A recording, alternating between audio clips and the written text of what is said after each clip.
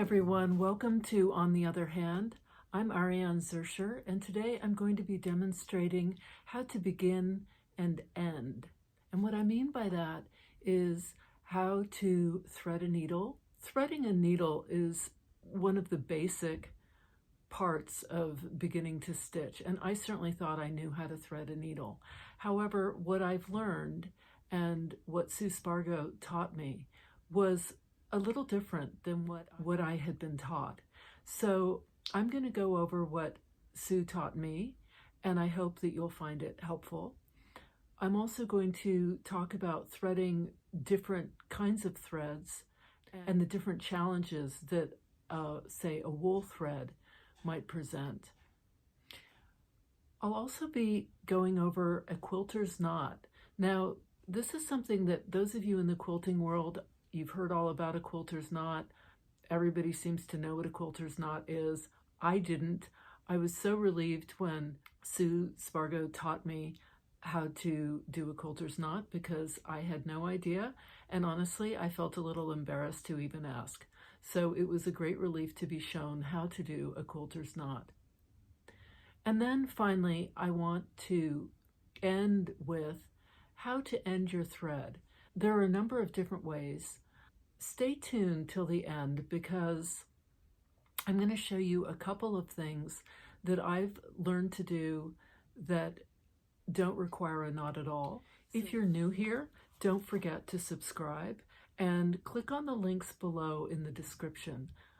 There's a lot of information. Grab something to stitch with, a needle, some thread, and let's get going and stitch together. So let's start with something like this, which is a Sue Spargo's variegated eleganza thread.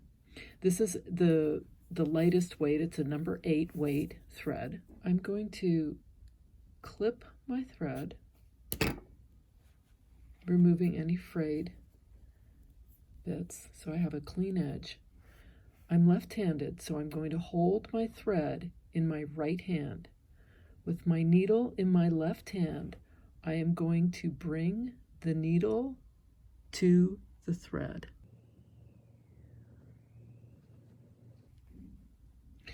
Now, if I am right-handed, I'm going to do the opposite. I'm going to hold my thread in my left hand.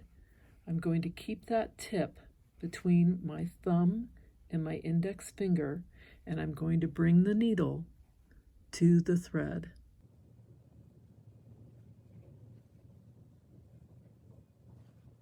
There it is. Let's say we're working with something like this, which is Sue Spargo's Effina 60 weight cotton applique thread. I use this for needle turn applique. I like to use the short darner number 11 needle, and the reason I prefer it is because the eye is a little bit longer. Do you see how it's elongated there? The concept is going to be exactly the same.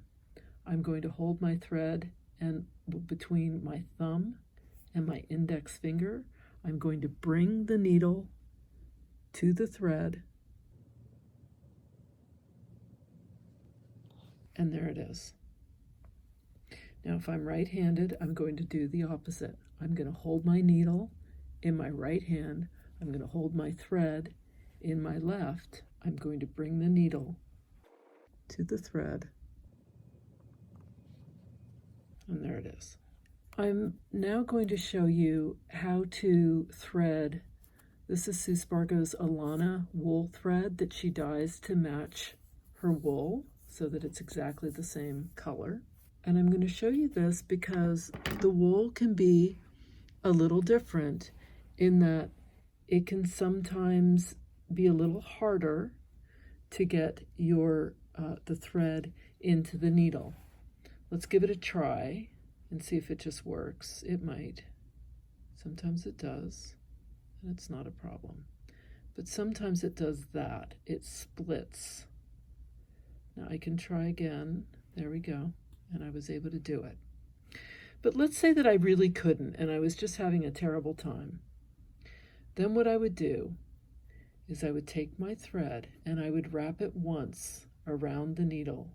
I would pull it so that I get a little loop, and doing the same idea, holding it between my thumb and my index finger, I would squeeze it and then push it through the eye. If I have something like this, which is a heavier weight, it's a number 3 weight of Sue Spargo's variegated eleganza thread. And let's say I'm going to use the number 3 weight and I'm going to do a wrap stitch, such as a drizzle stitch or maybe a boya knot, a cast on boya. I'm going to go with the milliner's number 15. Same idea. And there it is. But what if I say, you know, I like this milliner, but it's a little too large for what I want. I don't like how it's wrapping the stitch for my boya knot, for instance, and it's making too big of a wrap. So let me try the next size down, the next size smaller, which is a number 1. So again, I'm going to do the same thing. And there it is. The last thread I want to show you is GIMP. So GIMP is really a cord, and it's quite thick. Give myself a clean end to work with and slide it through the needle. All right, so that's threading your needle. To do a quilter's knot, I'm left-handed, so for me, I'm going to hold my thread in my right hand. I'm going to hold my needle in my left. I'm going to lay that thread down onto my left index finger with my right hand. So lay the thread down onto, and I'm going to anchor it with my needle in my left hand. With my right hand, I'm going to wrap around 2, 3, you can do even 4 times. And then you're going to hold it with your thumb and index finger of your left hand, and you're going to pull that thread through.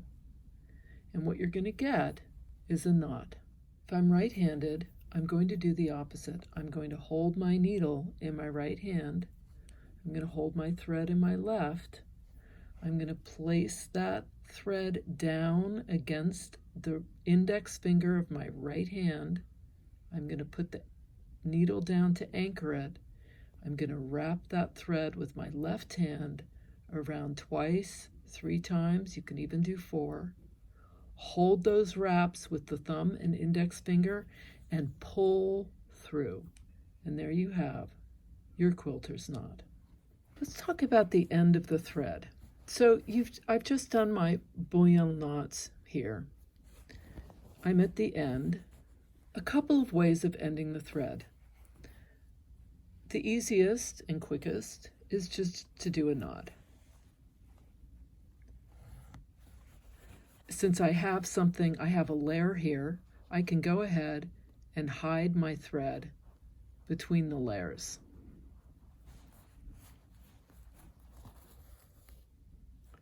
And that's all that's going to show.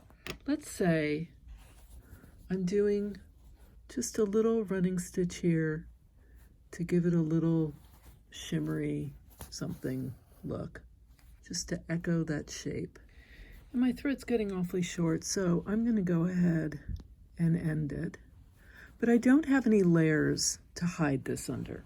So in this case, what I'm going to do is I could knot it and hide the end, or I could forget the knot, not do a knot at all, but go into the stitch that shows the visible stitch of my previous stitch from behind and just do a little wrap once, twice, 3 times.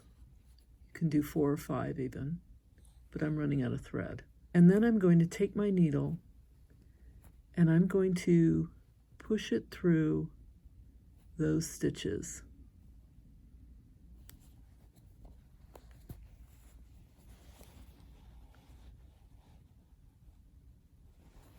And there it is. I'm going to clip my end, and there's nothing to see on the front. And there it is on the back. And that will be secure. So my two options here were go ahead and take a knot, hide the end under the layers, or wrap the thread around the previous stitch a number of times, shoot through those stitches, and then clip the thread. Let's say I'm working with my GIMP. I'll show you what happens if I do a quilter's knot on the GIMP. So let's say I'm doing just one wrap. It's really thick, it's a big cord. I'm going to pull it as tight as I can. But do you see how loose that knot is? Because it's a cord, it really is tough and it could come out. Furthermore, it's also really bulky and fat. Let's say I'm doing something decorative with the GIMP on a single layer. I'm going to keep my finger on the back of the work so that I can feel the end. I'm going to leave a tail of about 4 inches, 3-4 inches. Now I'm going to do my stitch.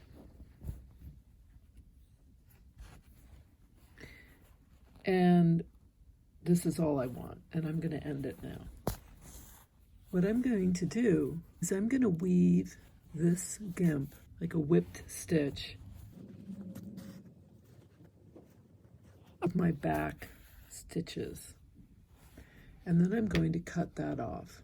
Then what I'm going to do is I'm going to take this long end that I left, that I began I'm going to thread my needle. And I'm going to do the same coming from the other side. And then I'm going to clip that, leaving myself a little bit of a tail. And there it is. And that's what it looks like in the back. I hope you found this helpful. Please don't forget to hit the like button and subscribe.